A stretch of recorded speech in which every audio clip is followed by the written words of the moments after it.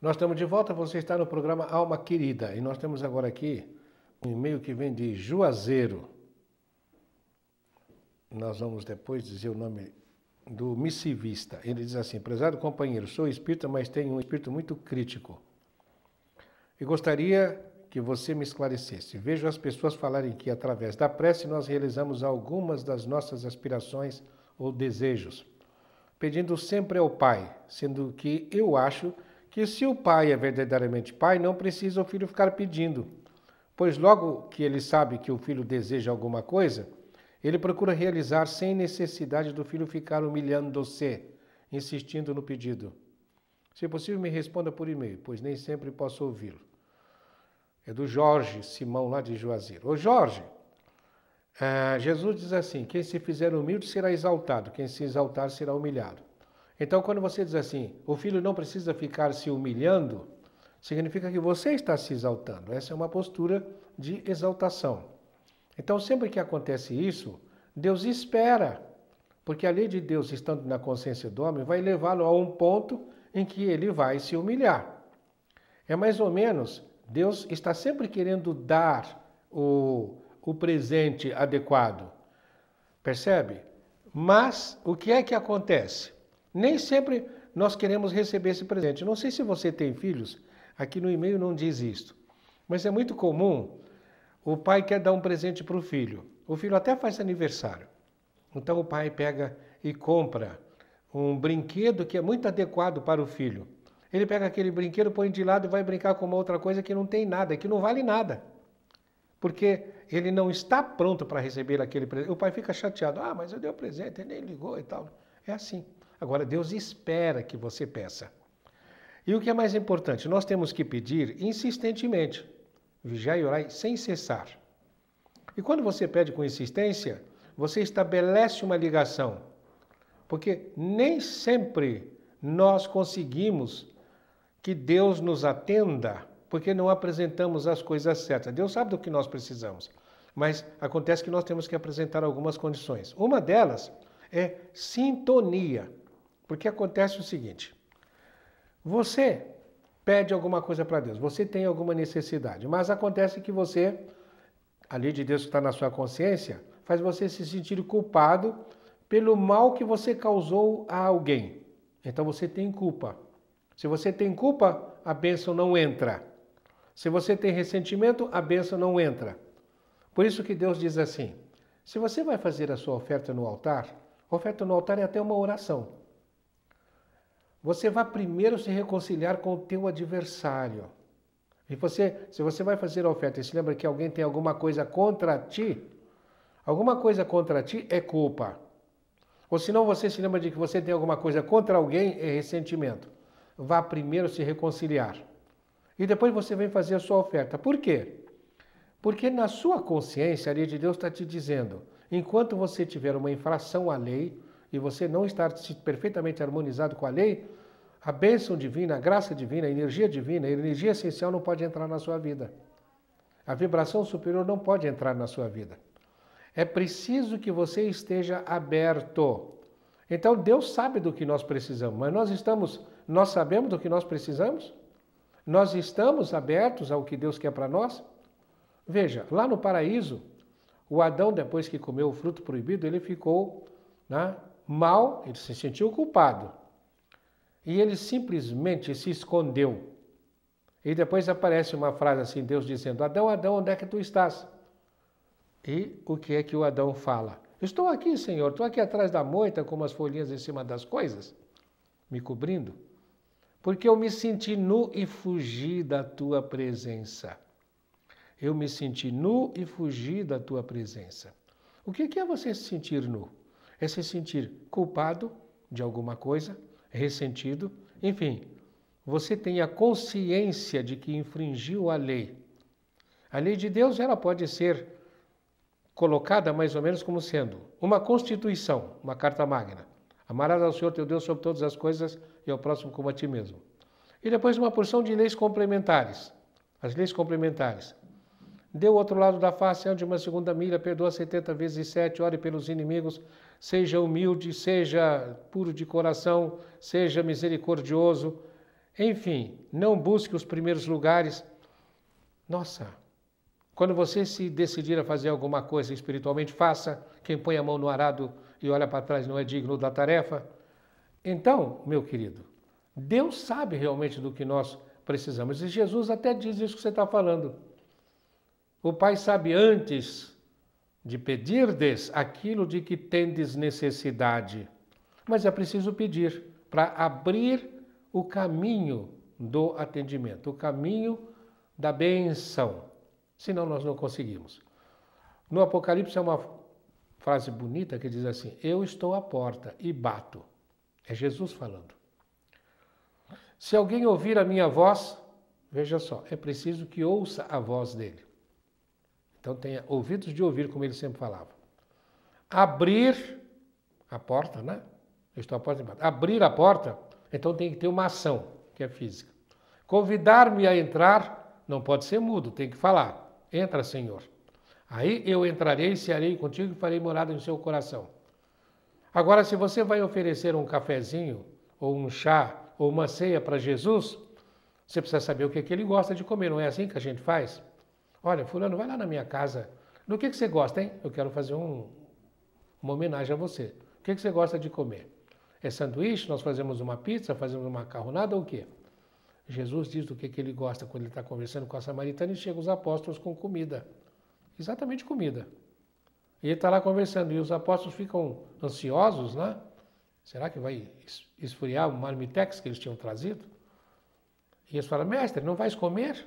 E ele diz assim: uma comida eu tenho que comer, que é fazer a vontade do meu Pai que está nos céus. Então é fazer a vontade de Deus. Agora por que ele diz: eu estou à porta e bato, se alguém ouvir a minha voz, abrir e me convidar para entrar?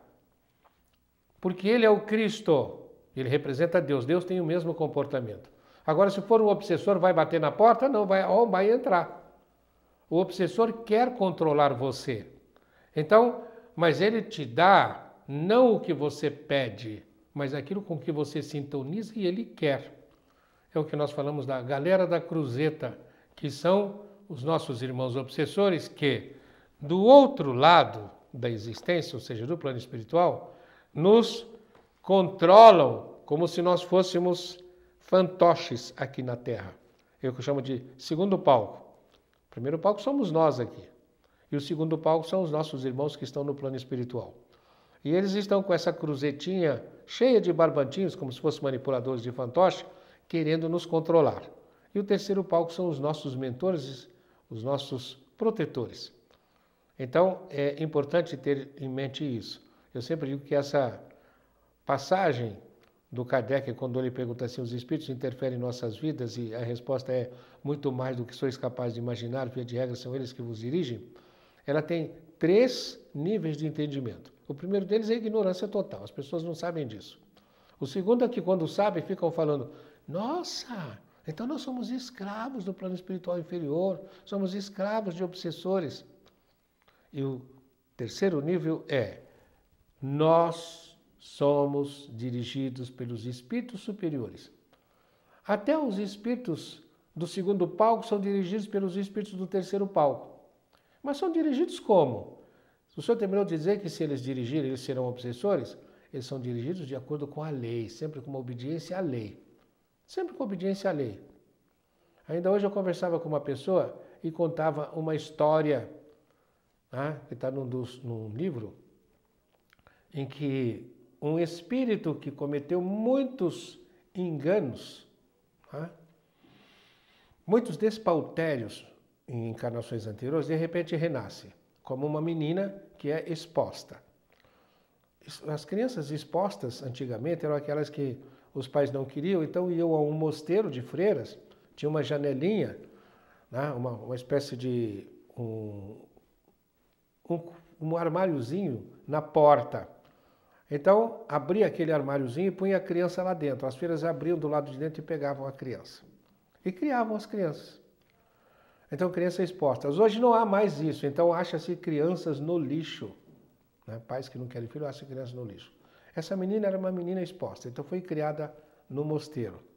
Só que quando ela completou por volta de 13, 14 anos, as freiras não aguentaram e a colocaram na rua. Puseram na rua. E na rua ela passou a levar uma vida de devassidão sexual, porque havia um obsessor que era parceiro dela de vidas anteriores, que ficava perto dela e fazia com que ela, quando esse obsessor via que estava no caminho dela, de alguma forma, ou senão ele até providenciava para que entrasse no caminho dela, os homens que tinham sensibilidade suficiente com a qual ele pudesse se sintonizar. Então, ele punha esses homens no caminho dela e com ela, o que é que ele fazia? Ele, com a mão no útero dela e no ovário, ele fazia como que uma massagem, fazia com que ela ficasse louca de desejo sexual. E ela se entregava àqueles homens que eram selecionados pelo obsessor no plano espiritual. Então, veja, ela não tinha liberdade nenhuma, coitada. E aquele obsessor era terrível, queria atrapalhar a vida dela.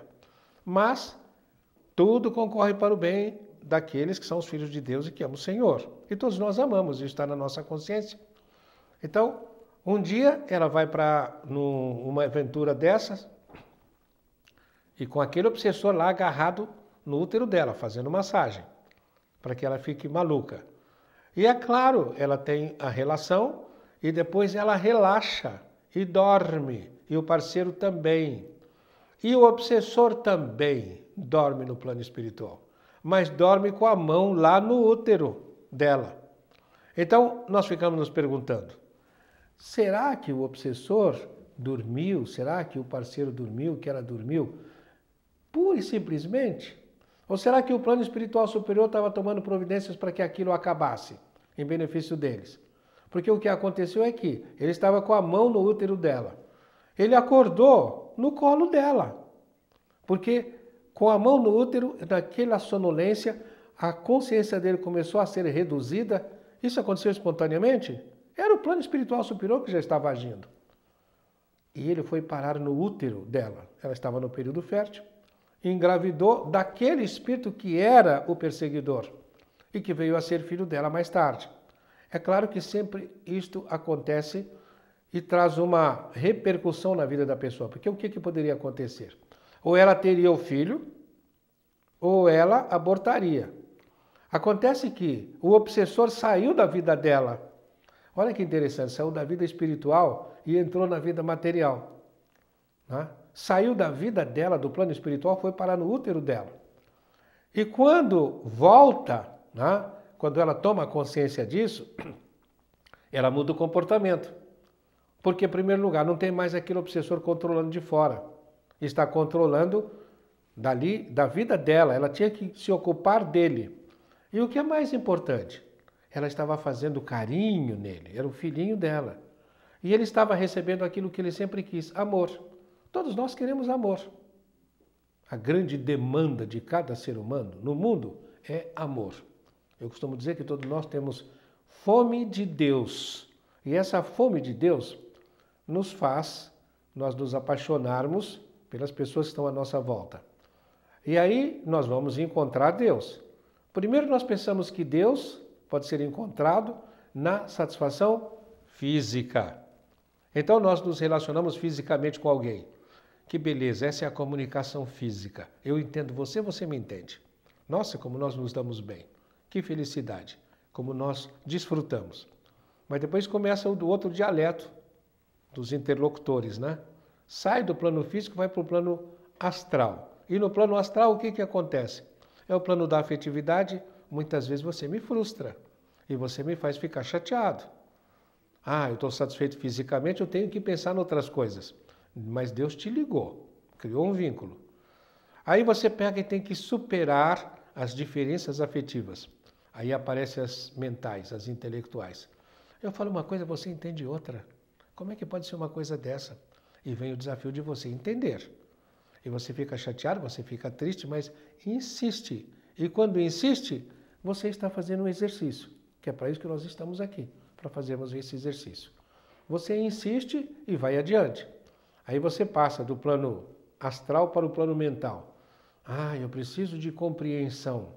Será que você é capaz de me entender? Até que tem uma harmonia e você começa, nossa, eu preciso falar com ele ou eu preciso falar com ela para resolver esse problema. Se eu falar, as ideias vão ficar mais claras.